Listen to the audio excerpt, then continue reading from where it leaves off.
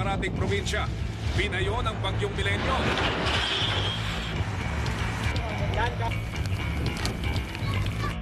Nagbaha. Mga billboard nagbagsakan. Dinadala na namin sa ospital.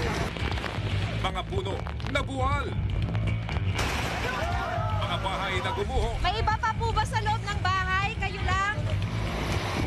Kansiladong mga biyahe. Kaliwat kanang mga aksidente. Exclusive, mahigit 200 pamilya sa Tondo. Kinailangang ilikas. GMA News, tumulong sa rescue operation. Sa Chikahan, Soren Legaspi at Carmina Villaruel, magpapakasal na ba? At Oyo Boy Soto, umalis daw bago kuna ng kissing scene ni na Angel Locsin at Dennis Trillo.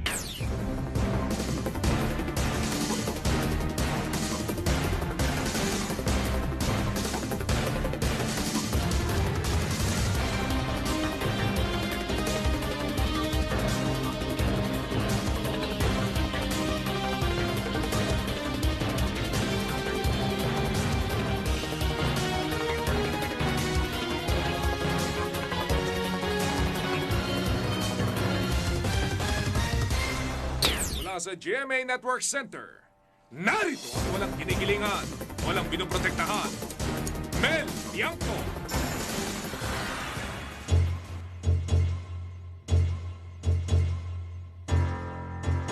Magandang gabi po, ito ang 24 oras dahil hindi natutulog ang balita.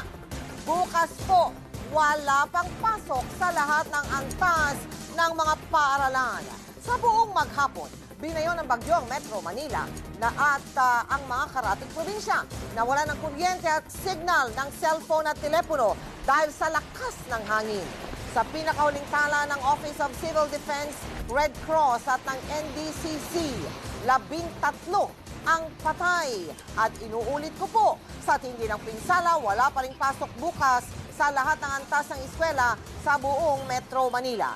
Sa mga oras na ito, tinutumbok na ng bagyo ang South China Sea. Nakatutok pa rin ang buong puwersa ng GMA News para ihatid sa inyo ang mga pinakasariwang ulat tungkol sa hagupit ni Milenyo. Si Joseph Moro, nasa Roas Boulevard. Si Cara David, nasa Tondo, Maynila. Nasa Calamba, Laguna naman, si Carlo Lorenzo. At si Marisol Abduraman, nakaantabay sa Candaba, Pampanga. Unahin natin ang sitwasyon sa Tondo. Sa kasagsagan ng ulan kanina, may mga inilikas na pamilya. Nakitulong na rin po ang GMA News team. Cara, kamusta na dyan? Mel, mahigit 200 pamilya mula sa GK compound sa Tondo, Manila ang nawalan ng tahanan sanhi ng bagyong Milenyo. Pansamantala sila ngayong naninirahan dito sa basketball court ng Barangay 105 sa Tondo, Manila. Pinalilipas ang hagupit ni Milenyo. Ito ang eksenang nadatnan namin habang binabaybayang Road 10 sa Tondo, Maynila.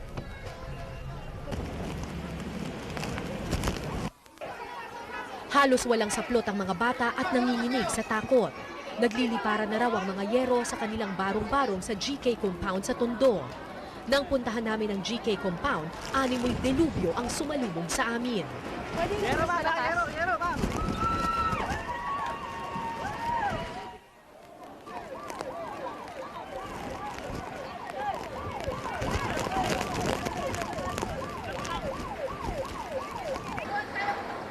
Ang GK ay isang dating warehouse na ginawang resettlement site para sa mga na-demolish sa Tondo. Maliban sa isang ambulansya, wala nang iba pang rescuer noong mga oras na iyon. Dahil nagliliparan na ang mga yero, napilitan kaming gamitin ang aming sasakyan para mailikas ang mga bata.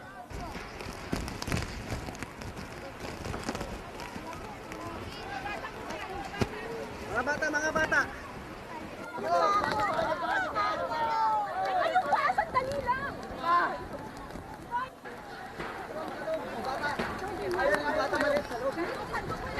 Maliit sa loob. Sa gitna ng paglilikas, nakilala ko si Bea Basilan. Kapapanganak lang niya sa kanyang unang sanggol, ilang minuto pa lang ang nakakaraan. Habang nagle-labor po siya, puno siya ng alikabok, mga dumi. Tsaka basang-basa rin po siya. Yung paglabas po ng bata, basang-basa rin po ng ulan yung bata, pati po yung asawa ko. Dahil malakas na ang hampas ng yero at basang-basa na ng tubig ulan ng bata, nagdesisyon kaming ilika si Bea at ang kanyang sanggol.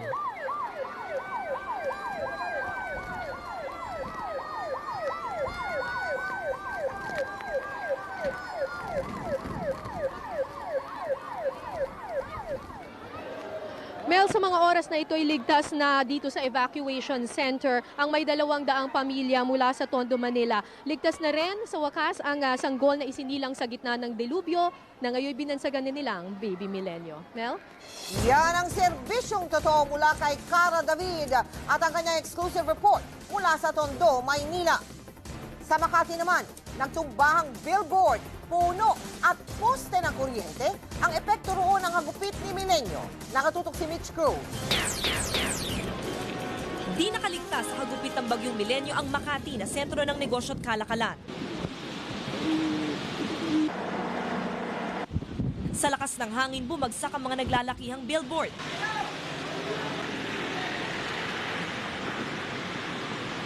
Nadaganan ng pampasaherong bus na ito sa Magallanes Interchange. Ang tricycle naman na ito sa Makati Avenue naging pantukod ng billboard.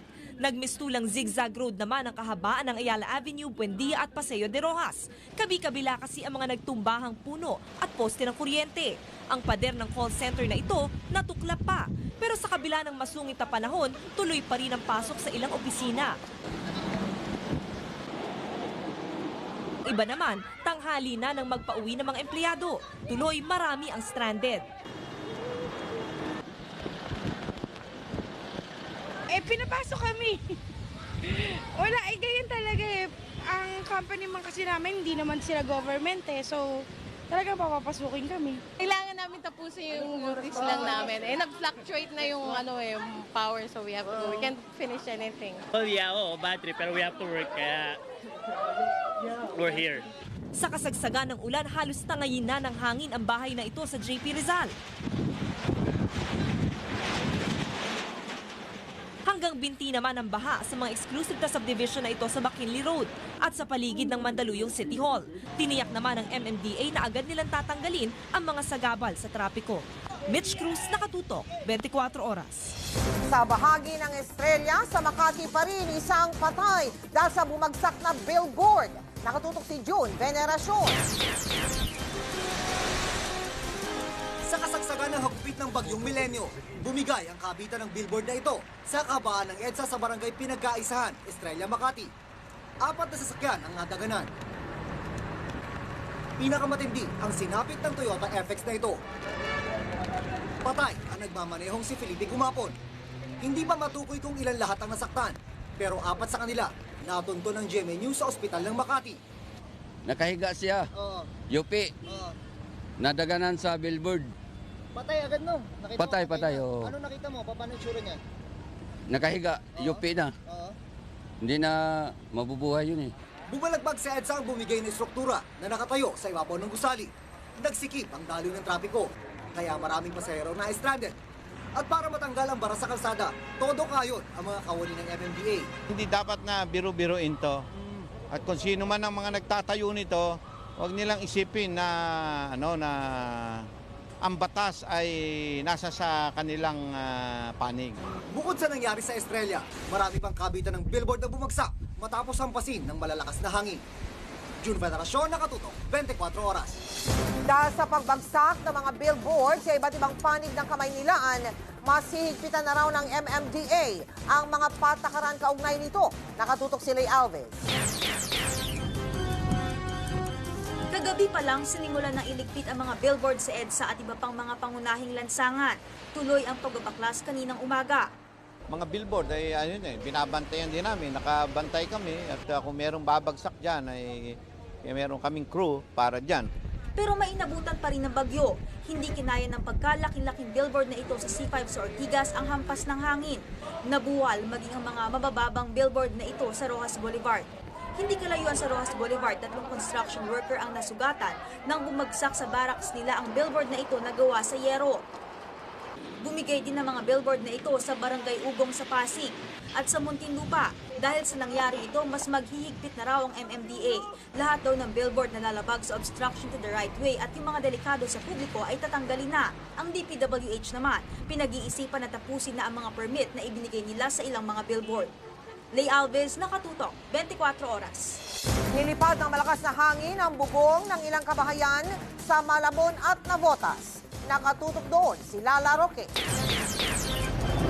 Hindi man ganoon kalakas ang ulan sa Navotas at Malabon kanina, ramdam pa rin ng mga residente roon na hagupit ng bagyong Milenyo. Ang punong ito ng munisipyo ng Navotas, humambalang sa kalsada. Ang ilang bubong naman ng mga barong-barong sa Barangay Santolan, Malabon, halos matanggal na sa lakas ng hangin. Pero mag-aalauna ng hapon nang lalong nagparamdam ng galit ang bagyo.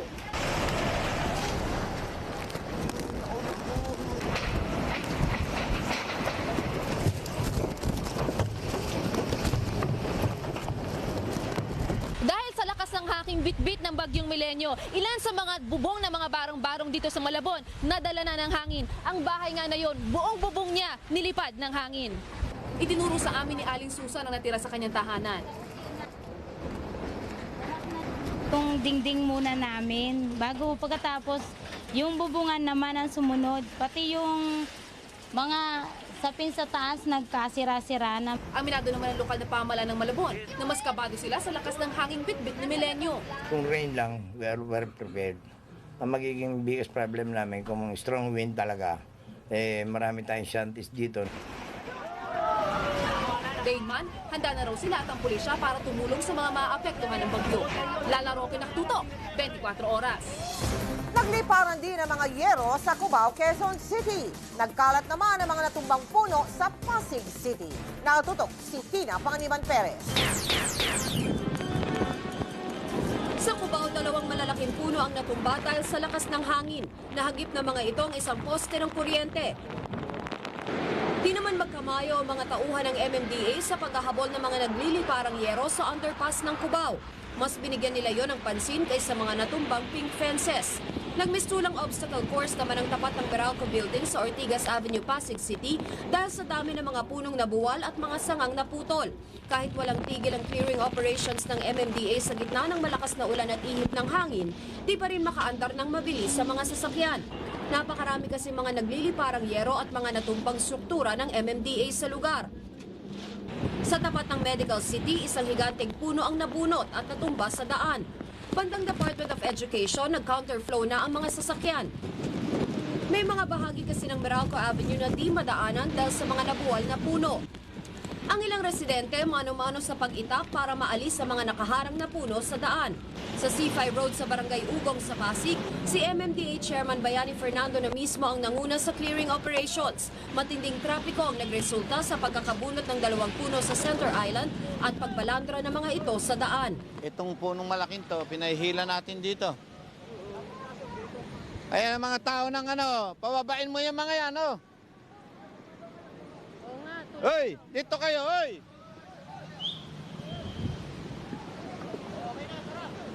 Papatulong niya, sir. Dito, hoy! Papatulong niya. Yung mga DPWH.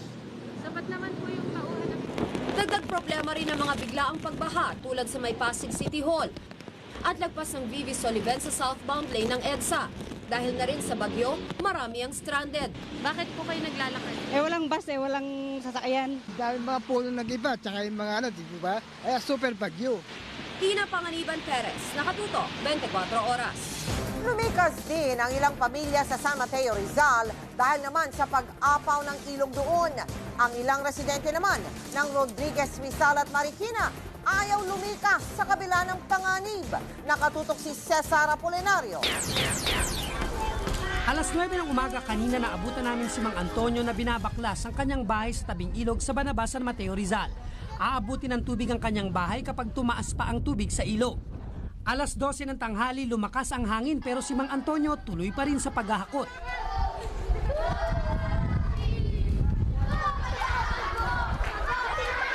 Sa mas mataas na lugar lumipat si Mang Antonio kasama ang 7 pamilyang apektado ng pag-apaw ng ilog. Pang-apat na beses nyo nang nagtanggal ng bahay. Oo, yung iba nga, natangay na eh. Dalawa, 3 beses na ako dito. Marami na. Tinangay yung bahay nyo dati?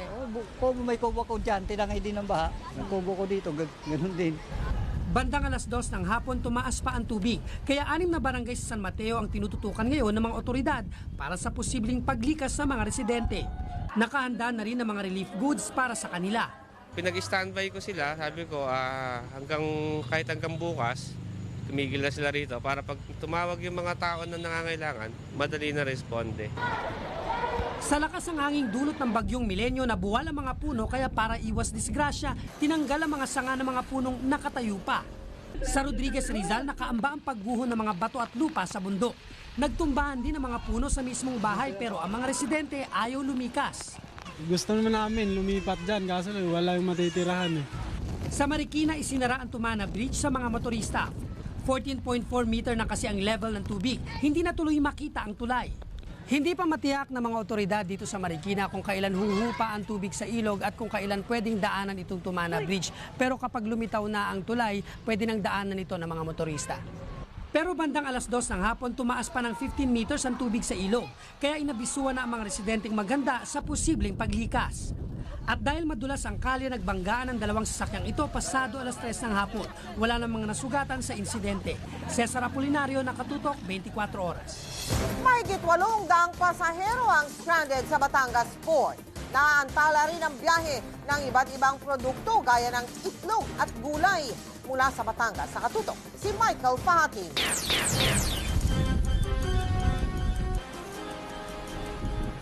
Magbubukong liwayway kanina nang magsimulang maramdaman ang hagupit ng bagyong si Milenyo dito sa Batangas. Bumuhos ng matinding ulan, pero mas malakas ang hambalos ng hangin. Umaapaw na nga ang hampas ng alon sa Batangas Port. Mahigit sa 800 mga pasahero ang stranded mula kahapon. Sakay ng bus at jeep, kabiyahe sana sila papuntang Romblon, Iloilo, Abra, Calapan at Puerto Galera. Tamay din ang mga produktong tulad ng gulay, itlog at semento. Kaya hatid sana sa mga lugar na nabanggit. Pero nakatigil pa rin ang mga delivery truck dito sa Batangas Port. Sa mga terminal ng Batangas Port, nanatili ang mga stranded na pasahero. Mistulang evacuation center na ang terminal dahil alam ng mga stranded na marahil abutin pa sila dito hanggang Sabado o Linggo. Tuloy pa rin naman ang biyahe ng mga bus dito sa Batangas, papuntang Cubao at Maynila. Bagamat kakaunti ang bilang ng mga pasahero dahil walang ang pasok sa Metro Manila. Ayon sa City Social Welfare and Development Office at Regional Disaster Coordinating Council sa Batangas, wala naman daw silang natatanggap na ulat na nasawi, nasaktan o grabeng pagbabaha sa Batangas City. Sa pag-iikot ng GMA News dito sa lungsod ng Batangas City, may ilang pagbagsak ng mga sanga ng mga puno. At hanggang ngayon ay binabayo ng malakas na ulan at mas malakas pang hangin ang Batangas. Mula rito sa Batangas City, ako si Michael Fahatin, Nakatutok, 24 Oras. Sakit na ulo rin ang pagbiyahe sa South Luzon Expressway, pati na sa ilang bahagi ng Laguna.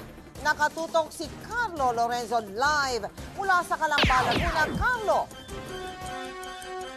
Mel, matinding perwisyo ang idinulot ng bagyong Milenyo sa mga motorista sa South Luzon Expressway o SLEX. Usad pagong ang daloy ng trapiko sa South Luzon Expressway sa bahaging ito ng Muntinlupa kaninang umaga. Nagtumbahan kasi ang mga puno sa SLEX na humarang sa daan dahil sa malakas na hangin. Wala tayong magagawa, bagyo eh. Perwisyo ho eh. Medyo late na ngayon dating namin ito sa delivery namin eh. Ang sasakyang ito minalas na mabagsakan ng puno. Nabigla ho kami, natakot ako. Baka ako, kasi yung windshield, baka ako pumalo sa amin. Sa awa ng Diyos, hindi naman ho. Sa bahagi naman ng San Pedro, Laguna, nakabalandra ang truck na ito na nawalan daw ng kontrol dahil sa dulas ng kalsada at lakas ng hangin. Isang wrecker ang humila dito para hindi na maharang ang iba pang motorista. Bumaha sa parteng ito ng SLEX sa San Pedro, Laguna. Pero ang mga bata nagsalbabida pa at naglaro sa tubig. Di ba kayo natakot? Madumi yan. Alam po namin madumi pero masarap po talaga dito maligo pag bumabaha. Ang gas station na ito sa expressway ng Santa Rosa, Laguna, nagsara. Nilipad ang yero nilang bubong at nawasak ang cashier's booth. Ang mga bahay sa tabi ng SLEX inanod ng tubig baha. Lubog ang pedicab na ito at kotse. Problema ngayon ng mga residente kung saan sila lilipat ng matitirhan. Makikitulong na lang ho kami kung saan-saan. Sa Calamba Premier International Park, bumagsak ang mga poste ng kuryente. Gumuho ang bubong ng iba't ibang mga pabrika dito. Ang mga pader, tinabunan ang mga sasakyan. Nakita ko yung salamin gumagalaw, parang hinahawi ng buhawi. Sabay nun, pak! Sumabog na bigla. Di pa matiyak sa ngayon kung ilan ang mga nasugatan dito sa compound. Milyon-milyong piso ang halaga ng pinsala sa mga planta rito at stop operations daw muna hanggat hindi pa nare-repair ang mga gusali at equipment. Mel? Maraming salamat, Carlo Lorenzo, nakatutok live mula sa Laguna. Pinakamahalaga sa lahat, buhay ng tao.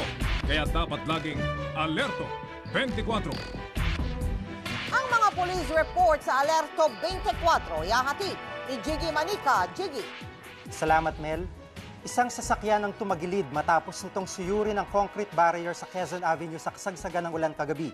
Si Oscar Oida, naka-Alerto 24 eksklusibo. Kasagsagan ng malakas na buhos ng ulan kanina madaling araw nang rumampa tuluyang tumagilid ang Toyota RAV4 na ito sa may kahabaan ng Quezon Avenue, Quezon City. Ayon sa driver nito na si Ken Kumagay, binabaybay niya ang naturang kalsada nang mapansin na lang niyang tila lumilipad na ang kanyang sasakyan. Huli na raw nang malaman niya na nasuyod niya pala ang mga hilera ng concrete barrier sa lugar. Madilim daw kasi sa lugar at kalakasan pa umano ng ulan nung mga oras na yon. Bukod pa rito, hindi kasi kita yung sign niya eh. Wala yung reflector or light na sinasabi na may division siya. Tapos in that time, super madilim siya. So, sumutsubaw. Mukhang sang-ayon naman ang traffic investigator sa paliwanag ng driver. Anya, marami raw talagang mga concrete barrier sa Metro Manila na medyo kulang sa babala. Dapat sana may reflector yan, okay? Ilaw, para malaman natin kung may nakalagay din sa gitna. Para maiwasan natin, malayo pa, makikita na natin. Pero habang di raw ito nagagawa ng paraan, kinakailangan daw mag-ingat ng gusto ang mga motorista, lalo na sa mga panahong ito, kung kailan masungit ang panahon. Sana magdandahan na lang, kunting ingat, kasi madulas yung kalsada, tapos hindi pa natin kabisado yung kalsada. Oscar Oida, naka-Alerto 24. Dahil pa rin sa dulas ng kalsada, isang truck naman ang umararo sa mga concrete barrier ng MMDA sa Ortigas Extension sa Pasig. Si John Consulta, naka-Alerto 24 eksklusibo. Ilang minuto pa lamang na nagaganap ang aksidenteng ito sa Rosario, Pasig nang abutan ng GMA News pasado 1:00 ng madaling araw. Bumalagbag sa kalsada ang isang 10-wheeler truck matapos nitong araruin ang mga nakahilerang concrete barriers ng MMDA sa bahaging ito ng Ortigas Extension. Sa lakas ng pagkakabangga, nabasag ang isa sa mga concrete barrier at tumalsik ng ilang metro. Tumilapon naman sa kalsada ang harapang salamin ng truck at natanggal ang kaliwang gulong nito na kumalso sa gitnang bahagi ng sasakyan. Iniwas ng driver ko para nabangga na dyan. No? Tapos? Wala na napigilan. Mabagal ang daw ang takbo nila pero dahil sa dulas ng daan, di na nila naiwasang tamaan ng mga konkretong harang. Pero iba naman daw ang kwento ng mga motorista na nakasaksi sa aksidente. Mayroon bumabang isang kasunod na driver ng truck. Nasabi nga, mabilis daw ang takbo ng truck, kaya nakaladkad yung nag-uunahan sila ng kapwa niya truck. Kumilos naman agad ang MMDA para may alis sa kalsada ang nakabalagbag na truck. Pinaghanap na ngayon ng mga otoridad ang driver ng nasabing truck para panagutin siya sa aksidenteng kanyang kinasangkutan. John Consulta, naka-Alerto 24. Ang mga karagdagang police report mamaya-maya lang. Balik sa Mel. Salamat, Jiggy. Sa tindi ng hangin kanina, bumagsak pati ang 10 container van sa Tondo, Maynila. Nakatutok si Cara David. Nang itayo ni Jonah ang kanyang barong-barong sa Hapilan sa Tondo, sinabi na sa kanyang delikado ang lugar na ito dahil sa patong-patong na container van sa kanilang likuran. Pero di niya ito ininda. Kanina, nangyari ang kanilang kinatatakutan. Bahay to. Tumutunog siya eh. Kaya bigla ko na lang sabay takbo, sabay pinto. Ganun. Tama-tama lang paglabas ko talaga ng pinto, nakasabit ako dyan. Bumagsak na talaga. 10 container van ang bumagsak dahil sa lakas ng hangin. 5 barong-barong ang napisa. Awa ng Diyos, wala namang namatay sa insidente. Sinisisi ng mga residente ang super ferry na siyang may-ari ng container vans. Masyado raw kasing mataas ang pagkakapatong-patong ng mga vans. Dapat alam na nila signal number 3 ang Maynila. Alam naman nilang bahay dito na dapat binaba na nila. Kaso wala naman sila ang sagot nila doon, walang operator. Sinubukang tawagan ng GMA News ang Super Ferry pero hindi sila makontak. Sa kabila ng trahedya, walang balak sina Jonah na lisanin ang lugar. Bagamat delikado, wala na raw kasi silang ibang mapupuntahan. Cara David, Nakatutok, 24 Oras. Hanggang sa mga oras na ito, wala pang reaksyon ng Super Ferry. Wala pong sumasagot sa mga telepono ng kanilang mga opisyal. Alamin naman natin ang sitwasyon sa Ross Boulevard sa Maynila. Nakatutok doon live si Joseph Morong. Joseph! Yes, Mel, ramdam na ramdam nga itong gupit ng bagyong Milenyo na tumama ito sa Metro Manila bandang tanghali kanina. Pero ang pinaka-apektado ay yung mga kababayan natin na nakatira sa mga barong-barong. Konti ang dalang ulan ng bagyong Milenyo pero matindi ang gupit ng hangin niya. Sa Rojas Boulevard, nagtumbahan ang mga puno sa kalye. Kitang-kita sa hampas ng alon sa Manila Bay ang lakas ng bagyo. Halos hindi rin makita ang daan. Ngayon na lamang daw muling direktang tinamaan ng bagyo ang Maynila. Halos 2 oras na ipinaramdam ng bagyong Milenyo ang kanyang lupit at problema ang kanyang iniwan. Ang bahay ni Aling Lita Colete halos wala nang natira. Mabuti na nga lamang daw at hindi bumigay ang pader na sinasandalan ng kanilang bahay. Diyos ko po, huwag sanang mano yung bahay ko kasi wala nga kayo matutulungan. Maliit nga lang yung bahay namin. Pilit niya itong inaayos dahil dito pa rin daw sila matutulog ng kanyang mag-anak ngayong gabi. Diyan pa rin. Wala naman ako mapupuntahan na iba. Di dyan na lang, magtsaga lang muna. Sa Baseco Compound sa Port Area, Manila, kanya-kanyang pulot ang mga residente na mga nilipad nilang yero at dingding. Ang ilan naman dito muna sa evacuation center magpapalipas ng magdamag. Kaya kailangan namin lumipat na eh. Wala nang natira? Wala na ho. Kaya talagang ng bagyo. Lilipad talaga mga bubong. Bel, tulad nga na nakita mo sa video, karamihan dyan sa mga nasa evacuation center sa mga oras na ito ay mga bata at nangangailangan sila, sabi nila, na mga damit panlamig at mga extra damit at mga pagkain. Mel? Maraming salamat, Joseph Morong, Nakatutok live mula sa Ross Boulevard sa Maynila. Wala pang pasok bukas sa lahat ng antas ng mga paaralan sa National Capital Region. Ayon po yan sa NBCC. Wala ring pasok sa mga tanggapan ng gobyerno sa NCR. Maliban na lang sa mga nasa Security, Emergency, Rescue at Health Services. Sa mga lugar na labas ng NCR, ipinauubaya na ng NBCC ang pagdedesisyon kung may pasok o wala sa PDCC at sa pamunuan ng mga eskwelahan.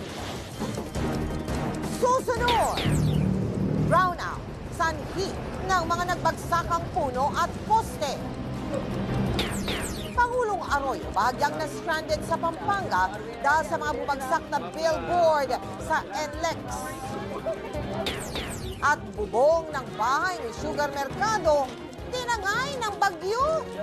Tutok na dito sa 24 Oras.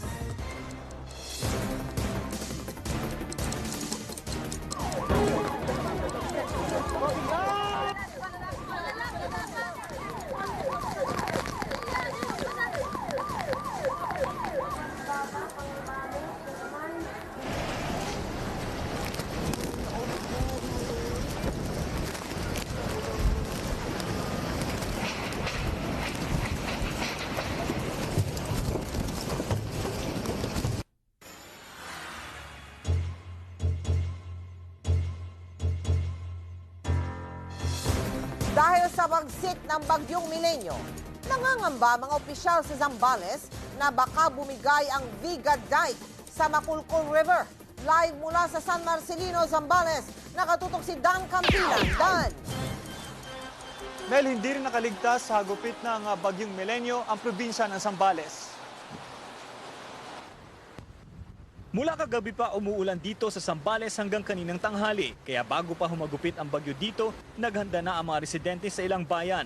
Sa San Narciso, Zambales, nag-ikot ang isang sasakyan ng lokal na pamahalaan sa 15 barangay para magbigay ng babala sa mga residente hinggil sa bagyo.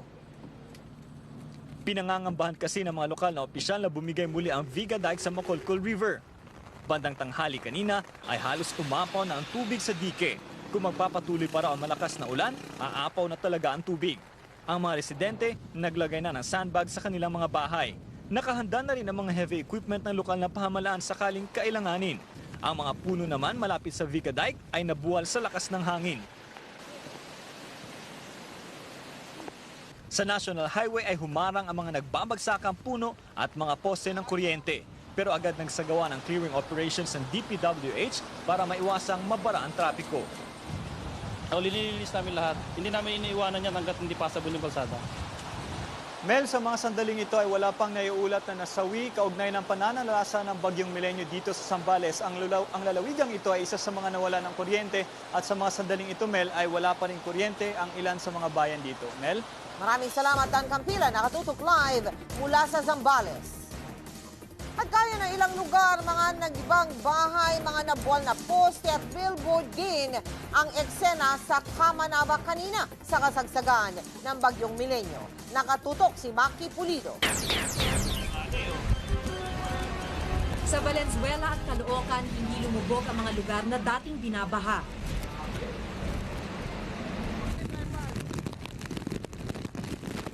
Sa kahabaan ng MacArthur Highway sa Valenzuela, 6 na magkakatabing bahay ang bumigay. Pampasaherong jeep ang natabunan ng mga nagibang bahay. Sa tabi ng mga nagibang bahay, binagsakan naman ng poste ng kuryente ang bahay ni Lola Carmelita. Saan po kayo binagsakan? Dito nga, tumaksik ako layo. Di ba kalahati ng poste? Sa barangay Dulong Tangke, buong bahay ang nilipad. Umaalog ang katabing barong-barong sa bawat bugso ng hangin. May mga bata, medyo kinakabahan din ng konti. Wala tayong magawa, talagang gano'n eh. Wala namang ibang pagganoan, dito lang. Sa kasagsagan ng bagyo, nakita ang kadakilaan ng ilan. Ang 2 security guard na ito sumisipol ng hangin, di pa rin iniwan ang kanilang poste. Hindi ka ba natatakot? Hindi naman. Para safe mga tao, pinagganyan mis kalsada, pinapatabi doon sa gitna. Mga kapitbahay din ang nagtulungan para makalabas ang ginang na ito mula sa nagiba niyang bahay. Ilang oras din siyang natrap dahil nasarhan ang kanyang pintuan. Kailangan na nga namin ng tulong specialist sila kasi yung bahay nila tumba na talaga, wala na silang matuluyan. Sa Caloocan, nagkalat ang mga nagbagsakan na billboard, puno at basag na salamin. Sa kabila naman ng mga libreng sakay, kumpul pa rin ang mga stranded na pasahero sa monumento. Sa Malabon, binaha na nga ang mga karaniwang lumulubog. Isang mahabang pader pa ang gumuho sa Ako Homes Dagat-Dagatan. 6 na bahay ang nadaganan, isang kotse naman, di na mapakikinabangan. May budget po ba tayo para ayusin? Wala po eh. Kaya yun ang isang problemang malaki ngayon. Pero ang pinaka-nakaramdam ng sungit ng panahon ay ang mga batang kalye tulad ng mga nakausap namin. Ang tanging panabla nila sa lamig ng panahon ay ang pagyakap sa sariling katawan. Maki Pulido, nakatutok 24 oras. Pinakamahalaga sa lahat, buhay ng tao. Kaya dapat laging alerto 24. Isang bodegang sinalakay ng mga otoridad kagabi sa North Fairview sa Quezon City. Sa bodegang ito, napag-alamang may nakaimbak ng mga substandard o mababang kalidad na semento. Si Oscar Oida, naka-alerto 24. Ito ang tumambad sa mga operatiba ng NBI nang salakayin nila ang isang bodega ng semento sa may North Fairview, Quezon City pasado alas 8 kagabi. Daan-daang sako ng semento na hinaluan umano ng apog o limestone. Ayon sa NBI, sa bodegang ito mismo hinahaluan umano ng apog o limestone ang mga sako-sako ng semento bago ibenta sa merkado. Sa katunayan, nahuli pang araw nila ang ilang trabahador sa aktong gumagawa nito. Para pong magdami daw yung semento. Nahaluan po ng apog. Sino nag-uutos nun? Yung amo namin po. Ayon sa NBI, di biro ang perwisyong idinudulot ng modus operandi na ito. Malaki po ang epekto nito dahil hindi na po maganda ang quality ng sementong gagamitin sa pagpatayo ng bahay or building. Naaresto ng NBI sa naturang operasyon ang sinasabing may-ari ng bodega na si Irene de la Cruz. Pero itinanggi nitong may kinalaman siya dito. Isang babae raw ang umuupa sa kanyang bodega. Sa totoo naman, yung simento na yan hindi sa akin. Umuupa sila sa akin dyan, pero hindi ko alam. Alam ko simento, pero hindi ko alam yung kamukha ng mga sinasabi nila ngayon na may hinahalo daw. Pero giit ng NBI, malakas raw ang ebidensya nila laban kay De La Cruz at kaya rin nilang patunayang sabuat ito sa illegal na operasyon. Oscar Oida, naka-alerto 24. Chika Minute! Matitinding showbiz news din ang hatid namin sa inyo ngayong gabi. Pangungunahan ng nag-iisang chika ng bayan, si Pia Guanyo. Pia! Thanks, Mel. Magtatapos na bukas ang sinusubaybayan nating Telefantasya ng Mahika. Kaya naman sa isinagawa nilang cast party, magkahalong lungkot at saya ang naramdaman ng marami. Lalo na ang mga bidang sina Angel Locsin at Dennis Trillo. Pati na ng mga batikang artista na sina Gina Alahar at Eddie Garcia. Samantala, sa naturang party, sinagot din ni Carmina ang matagal ng issue tungkol sa planong pagpapakasal nila ni Zoren Legazpi. Wala pa talaga eh, wala pa talaga. Everything's going okay. So, parang there's no need to, parang to rush. Oo, siguro yung mga tao lang talaga parang excited for us. More showbiz news sa pagbabalik ng Chika Minute. Huwag bibigyan. Susunod! Operasyon ng MRT at LRT suspendido dahil sa lakas ng bagyo. Toyo Boy Soto, hindi raw nakayanang panoorin ang kissing scene ni na Angel Locsin at Dennis Trillo. Tutukan lahat ng yan dito sa 24 oras.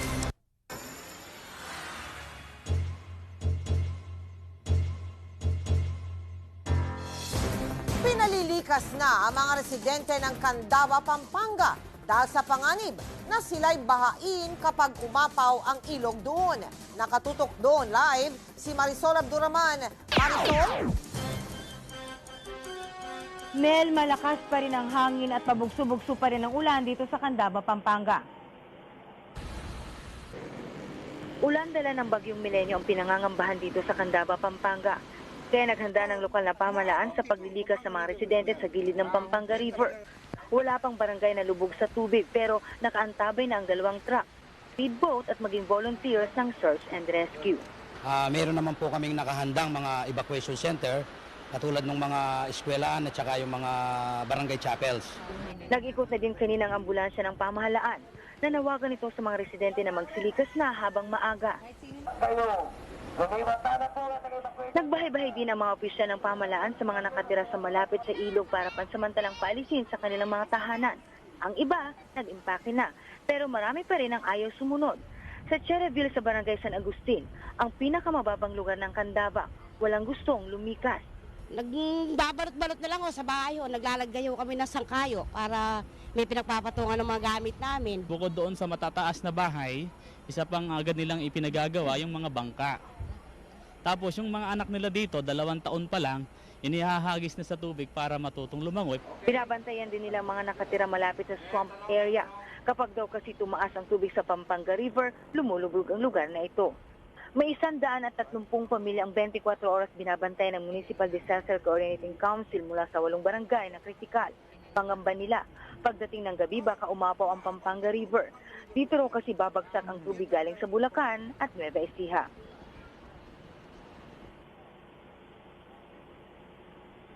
Bagamat hindi naranasan ng mga taga-Candaba ang worst scenario ika nga, hindi pa rin daw pakasisiguro ang Municipal Disaster Coordinating Council. Kaya tuloy pa rin daw ang kanilang pagbabantay sa mga kritikal na lugar. Mel? Maraming salamat Marisol Abduraman, nakatutok live mula sa Candaba sa Pampanga. At para naman sa ating update sa Bagyong Milenyo, kausapin natin si Ginoong Nathaniel Cruz, ang Chief ng Weather Branch ng Pag-asa.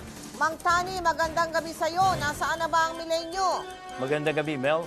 Matapos tumawid ng Metro Manila ang bagyong si Milenyo, ito ngayon ay nasa may South China Sea na at tuluyan ng papalayo sa ating bansa. Ito ay natagpuan kanina sa layong 100 kilometro sa kanluran ng Zambales at nagtataglay pa rin ito, Mel, ng pinakamalakas na hangin na umabot ng 110 kilometro bawat oras at bugso ng hangin na umabot naman ng 140 kilometro bawat oras. Ang kasalukuyang kinikilos ng bagyong si Milenyo ay pakanluran, hilagang kanluran sa bilis na 22 kilometro bawat oras. Dahilan sa tuluyan ng papalayo ang bagyong si Milenyo, ibinaba na natin ang signal number 3 dito sa Metro Manila, Mel. Ang signal number 3 ngayon ay nakataas na lamang sa Bataan at Southern Zambales. Ang signal number 2 naman ay patuloy pa rin nakataas sa natitirang bahagi ng Zambales, Tarlac, Pampanga, Bulacan, Cavite, Lubang Island at dito nga sa Metro Manila. Signal number naman sa Pangasinan, Nueva Ecija, Southern Aurora, Northern Quezon, Rizal, Laguna, Batangas, Mindoro provinces. Inaasahan natin, Mel, na maaaring bukas ay patuloy na ibababa ang signal sa mga nabanggit na lugar kasama na ang Metro Manila. Mel? Mang Tani, naalala ko po, Mang Tani, nasabi ninyo sa amin, ang hangin nito ay aabot sa mga 100 kph. Pero alam nyo, sa international monitoring, mahigit 200 kph Ano ba nangyari doon? Nag-underestimate ba ang Pag-asa? Yes, Mel. Yun nga, maging ang balita na yan ay nakarating dito sa amin. Aha. Subalit ang nagiging basihan natin, Mel, ay yung mga istasyon ng Pag-asa mula dito o nakakalat dito sa Kabikulan hanggang dito sa may Southern Tagalog region. At karamihan dito sa ating mga istasyon ay hindi naman nakapagbigay ng ganitong kalalakas na hangin na umaabot ng mahigit 200 kilometro bawat oras. Subalit, Mel, makikita natin na yun lamang 185 kilometers per hour na pinakamataas sa babala ng bagyo bilang 3 ay maaaring umabot dahilan sa nakita natin na mga matitinding epekto at itong tinatawag nating damages hindi lamang sa mga kabahayan kung hindi maging yung mga ibang istruktura at mga nabuwal na puno mula dito sa Kabikulan hanggang Metro Manila, Mel.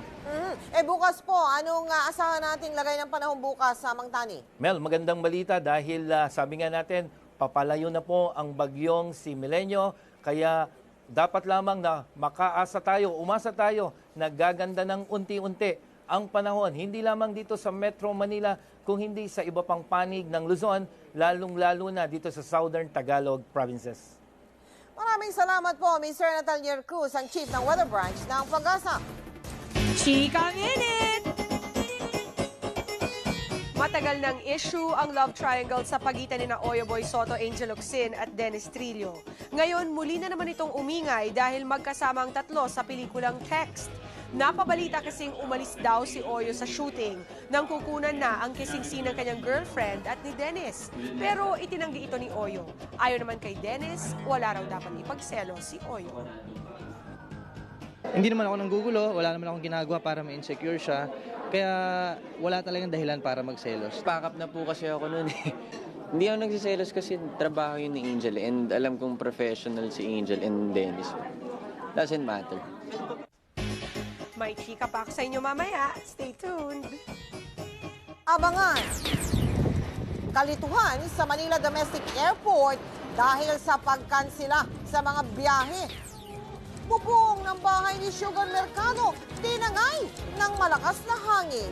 Walang patid na pagtutok dito sa 24 oras.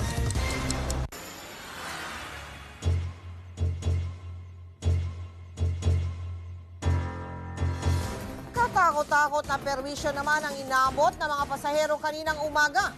Suspendido kasi ang operasyon ng MRT at LRT dahil sa lakas ng bagyo. Nakatutok si Ian Cruz.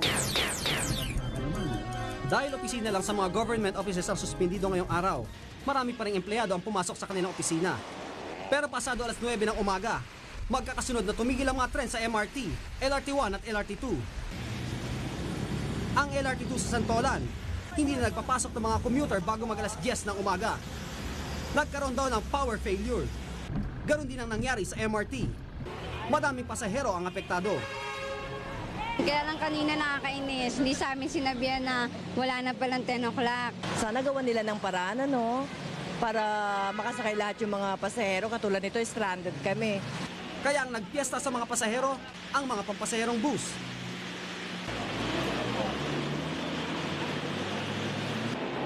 Bago magtanghali maya-maya pa, itinigil na ng MRT at LRT ang operasyon nila.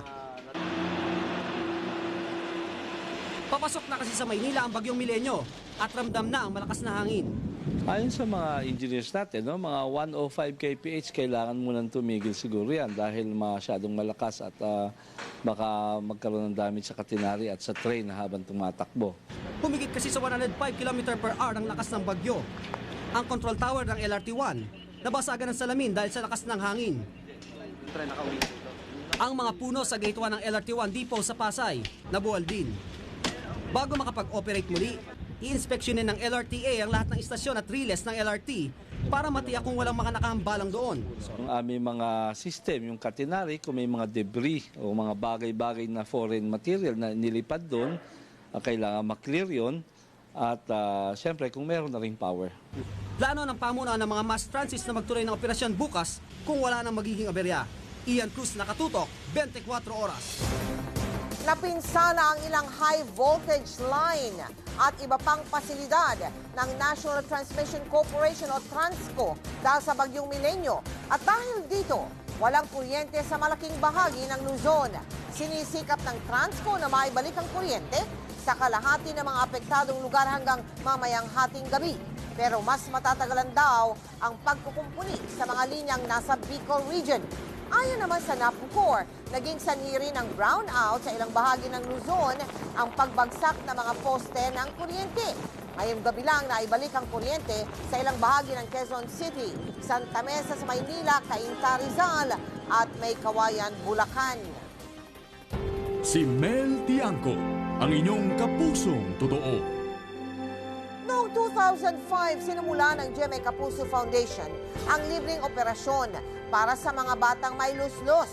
Bahagi po ito ng Give a Gift alay sa Batang Pinoy Project. Mahigit 100 bata po ang ating napaoperahan sa muling pagpasok ng panahon ng Kapaskuhan. May handog ulit tayong libreng operasyon. Wala na yatang sasarap pa sa pagiging isang bata. Nakapag-aaral, nakapaglalaro. Pero minsan, napagkakaita ng karanasang ito ang ilang mga bata dahil sa sakit na hernia o luslos. Si JR, nawawala ng ganang mag-aral dahil sa nararamdamang pananakit ng kanyang ari. Bituka na pumapasok dun sa tinatawag na sako. Sa pagbukol sa singit, posibleng habang lalo pang umiyak yung bata o umire, siya'y pwedeng pumunta o dumiretso hanggang bayag. Pero ang kapatid niyang si Jasmine, mula nang maoperahan sa luslos, sa tulong ng GMA Kapuso Foundation at ng Philippine Society of Pediatric Surgeons, nakapag-aaral ng mabuti. Pero hindi lang mga lalaki ang nagkakaluslos. Maging mga babae, nagkakaroon din ito. Si Isabel, dati sa loob lang siya ng bahay naglalaro. Matapos maoperahan, hindi na ngayon. Pagkatapos po ng operasyon ay pwede na po akong tumalon, maglaro. Ngunit ang sakit na luslos ay hindi lang natatapos sa pananakit ng ari. Maaari itong ikamatay. Para sa mga lalaki. Kapag yung bituka na pumasok sa loob ng sako ay maipit, yung bitukang yon ay magiging barado. At para sa mga babae naman, o pagka naipit naman yung ovaryo, yun naman ay magiging sanhi ng hindi niya pagkaroon o pagkaroon niya ng problema sa panganganak. Tanging sa pamamagitan ng operasyon, matatanggal ang luslos. Yan, magandang balita po sa mga batang may luslos at sa kanilang mga magulang. Muling magsasagawa ng screening ang GMA Kapuso Foundation sa tulong ng Philippine Society of Pediatric Surgeons sa darating na Sabado. Para po ito sa mga batang ang edad ay hanggang 7 taong gulang lamang. Magsadya po sa aming tanggapan mula alas 9 ng umaga hanggang alas 3 ng hapon. Dalhin po ninyo ang mga requirements, tulad ng DSWD Social Case Study Report at 3R size na litrato. Dapat pong isumiti ang mga ito sa Sabado. First come, first serve basis po ito. At kaugnay naman ng Bagyong Milenyo, ang team ng GMA Kapuso Foundation ay nagsimula ng mamigay ng relief goods sa Legazpi, Albay. Bukas ng umaga, isang team naman ang pupunta sa Pitogo, Quezon. Susunod, 2 patay matapos mabagsakan ng pader ng kanilang bahay. Antique, nasa state of calamity na. At bubong ng bahay ni Sugar Mercado, binagyo. Tuloy ang pagtutok dito sa 24 oras.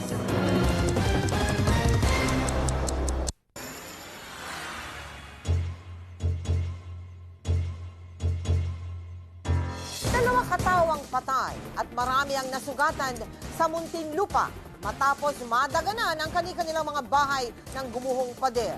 Nakatutok si Rafi Tima. Ito na lamang ang natira sa dalawang palapag na inuupahang bahay ni Mang Zaldi matapos mabagsakan ng 25 talampakang pader sa barangay Poblacion Muntinlupa. Alas 10 ng umaga kanina, bigla na lang daw bumigay ang pader sa likod ng kanilang bahay. Naglilimas ako ron, nakita ko yung gumanon. Asawa ko kasi nagbibihis, kaliligo lang hindi ko na sila masabihan, tumakbo na rin ako ron. Agad naman daw niyang binalikan ng kanyang mag-iina na nasa unang palapag. Paano niyo nailigtas yung mag-ina niyo? Ako nilusot yung mga anak ko, asawa ko dyan, butas na tinulungan lang ako nito ng kaibigan ko. Ligtas maliban sa ilang galos ang kanyang asawa, 2 anak at 2 pang kamag-anak. Nasa ikalawang palapag naman ang may-ari ng bahay at 3 nitong anak. Dahil ito ang unang tinamaan ng bumagsak na pader, hindi nakaligtas ang 10 taong gulang na si Arlene Delgado, isa sa mga anak ng may-ari ng bahay. Nasa loob ng bahay silang lahat. Namatay yung bata. Di kalayuan sa bahay ni Mang Zaldi ang bahay ni Mang Blas Garcia. Nagmistula rin itong papel na bahay matapos madaganan ng pader. Hindi pinalad si Mang Blas, bagamat ligtas ang kanyang 4 na taong gulang na apo. Sa ospital, masama ang loob ng kamag-anak ni Mang Blas. Kung hindi raw kasi pinabayaan ng pader, hindi ito babagsak. Puro undersize ang bakal nila. At saka walang pundasyon. Yan daw pag-aari ng Bunyi family. Sana makarating sa kanila nito para mabigyan nila ng tulong ang mga tao na ito. Ilang bahagi ng pader ang posible pa umanong bumagsak, kaya ayon sa City Disaster Council, kanila na itong gigibain. Magsasagawa na rin daw sila ng investigasyon sa nangyari. We will look into the incident na imbestigahan namin kung possible liability. Rafi Tima, Nakatutok, 24 Oras. Hindi rin nakaligtas sa lupit ng Bagyong Milenyo ang mga taga Quezon City. Pati nga ang Camp Aguinaldo, apektado. Nakatutok si Ralph Guzman. Etong eksena na naabutan naman sa Quezon City, mga nagtumbahang puno sa kalsada, ang ilan sa mga sasakyan pa nga bumagsak. At may mga pose ng kuryente na halos mahulog na. Agad nagsagawa ng operasyon ang lokal na pamahalaan at DPWH. Tinanggal din ng mga otoridad ang mga street sign at billboard ng MMDA na bumalandra sa kalsada. Napakadelikado po kung tatama dyan sa baka na malaki na yan na itinayo naman nila, napakahina naman yata ng pinakapundasyon sa ilalim. Kahit Camp Aguinaldo, nagdusa rin sa hagupit ng bagyo sa dami ng mga puno at poseng nagsibagsakan. Ang golf course nga ng kampo, halos di na makita sa dami ng mga punong bumagsak. Sa tabing ilog naman sa Maytulyahan Bridge, bago pa tumaas ang tubig, humigit kumulang 100 residente rito ang nagsinikas, tulad ni Aling Belen. Babalik po ulit kami mamaya pagka na. Sa Old Barara, nakilala namin si Aling Marieta, isang tindera. Pinunit at ilipad ng bagyo ang bubong niyang trapal. Aminado si Aling Marieta, hindi siya naghanda at minaliit niya ang bagsik ng Bagyong Milenyo. Kahit pa paano na okay na rin, basta wala lang masamang nangyari sa amin. Pakiramdam ng marami nating kababayan nakaraos na sila sa hagupit ng Bagyong Milenyo at bagamat di matatawaran ang danyo sa dala ng bagyo, ang mahalaga raw ngayon ay ang maibalik sa normal ang kani-kanilang mga buhay. Ralph Guzman, Nakatutok, 24 Oras. Susunod, bubong ng bahay ni Sugar Mercado, binagyo. Kamusta na kaya ang kanyang pamilya? Tutok lang dito sa 24 Oras.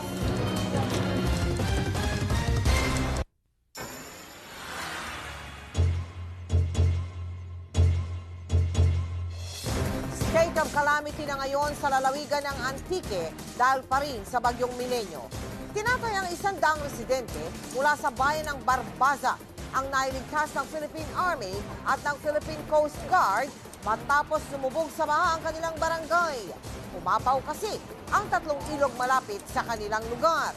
Agad silang dinala sa mga evacuation center. Pinagbawalan muna mga residente na bumalik sa kanilang bahay kahit humupa na ang baha. Chika Minute!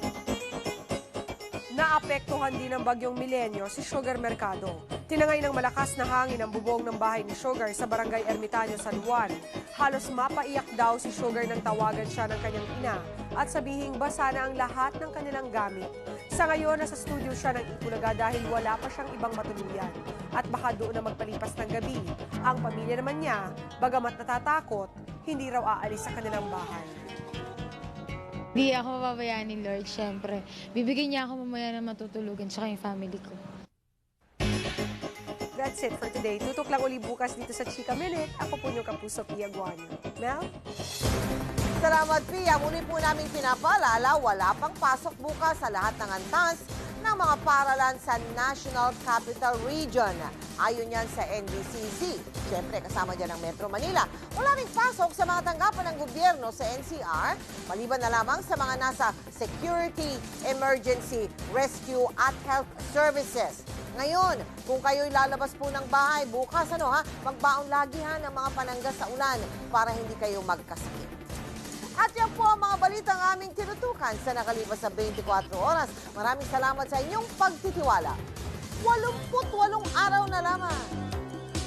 Pasko na. Sa ngalan po ni na Mike Enriquez, Pia Guanyo at Gigi Manica, dito ang GMA, walang kinikilingan, walang pinoprotektahan, walang kasinungalingan.